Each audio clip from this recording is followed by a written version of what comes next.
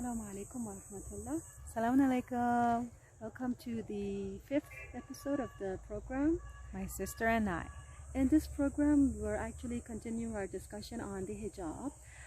In this episode, I would like to start off by telling you about, because some people say hijab is something man-made, you guys made it up, it's not in the Quran, bring reference, which verse are you exactly talking about?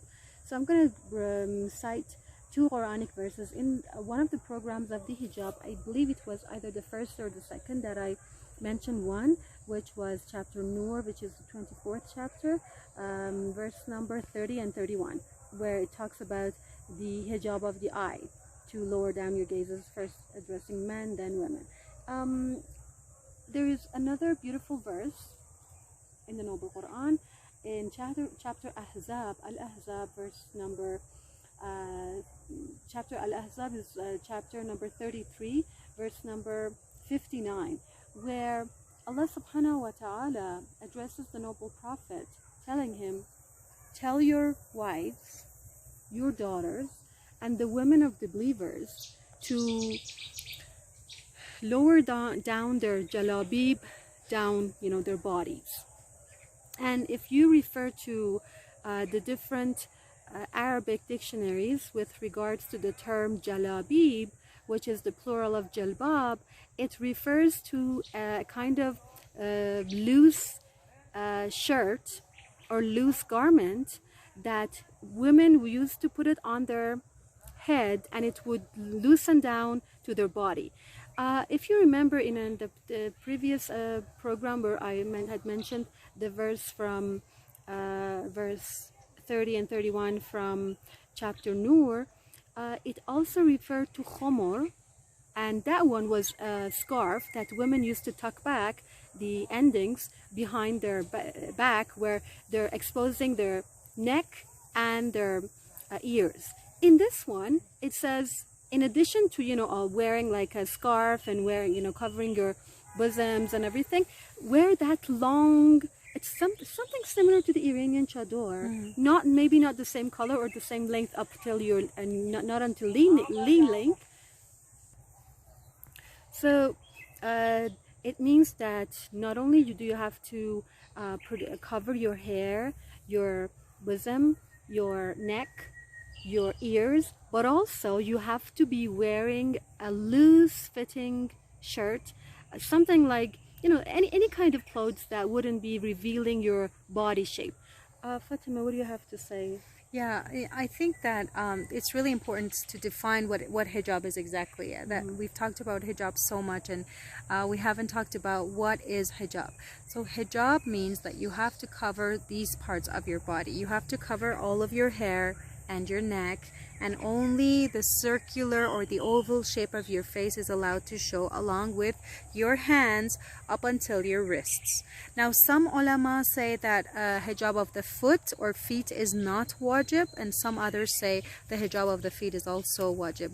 So some people may choose not to cover their hands or arms or wear short sleeves. Some people may choose to wear turbans and reveal their necks and their ears. Some people may not show their feet. That is up to them. But to say that this is also a kind of hijab, it is a kind of hijab, but it's not full hijab. Full hijab is the domains that I told you.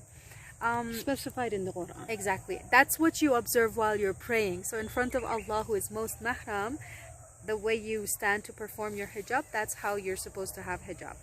Now, another point that I wanted to mention was that when we say that women are supposed to wear hijab, we do not mean that they are supposed to be confined to their homes, because if we look at the religious obligation according to the religion of Islam, the religious duty of a woman is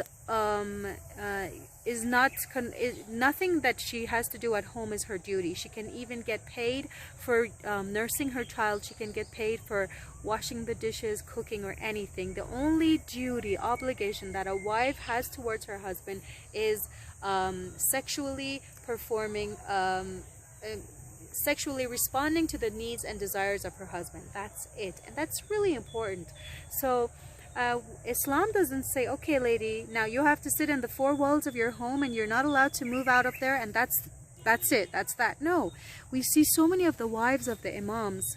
We see so many of the sisters of the imams, the daughters of the imams, who were active, who were scientists and scholars, and people would come to them and bring their questions to them.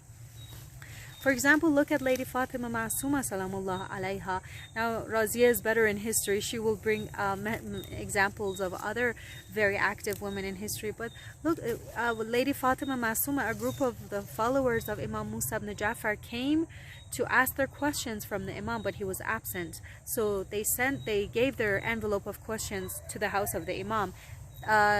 Lady Fatima, Lady Masuma answered the questions and gave it to that group of Shiites, and that group of Shiites accidentally bumped into Imam Musa ibn Ja'far, and they said, yeah, we came to see you, we had some questions and we got our answers. The Imam said, how did you get your answers? They said, yeah, somebody from your house answered those questions.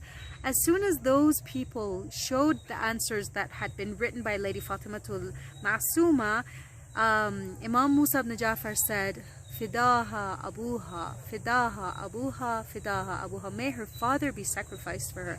What does this mean? That she gave the exact answers that an infallible imam would give. Okay, and that's really, really big. Yeah. So very beautiful. Fatima, with regards to the point that you mentioned, that women have to, the only duty, obligatory duty of a woman is, you know, to pay, like to do tamkeen, or to sexually respond to the needs of her husband.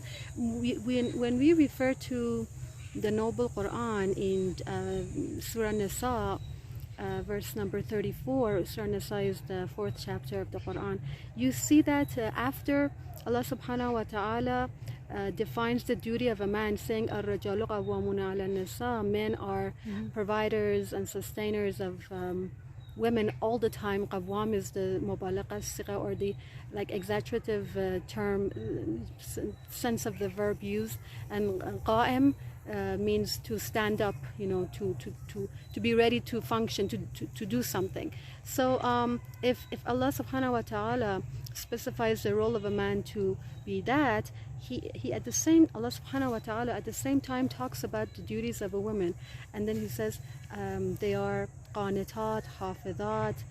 It means that the duty of a woman is to be someone who would respect her husband's being the qawwam, being the final decision maker. Of course, he can do counseling. I mean, he can ask for the opinion of the members of the house, but at the end of the day, someone will have to make the decision, and it's the final decision maker is him. And if a wife is to be is to have the characteristics that Allah subhanahu wa ta'ala would like, is for her to accept this role. In other words, we can put it in the sense that she is submissive to his, she respects him. You can put it in different wordings: submissive, or respect him, or accepts his term of being the head of the house, or being the final decision maker. So, but one more thing that I wanted to tell you was that we do not have to always stick to the shara and to the obligatory or binding rulings of Islam, because Islam is not a religion of just binding rulings. Islam is a religion of ethics at the same time. When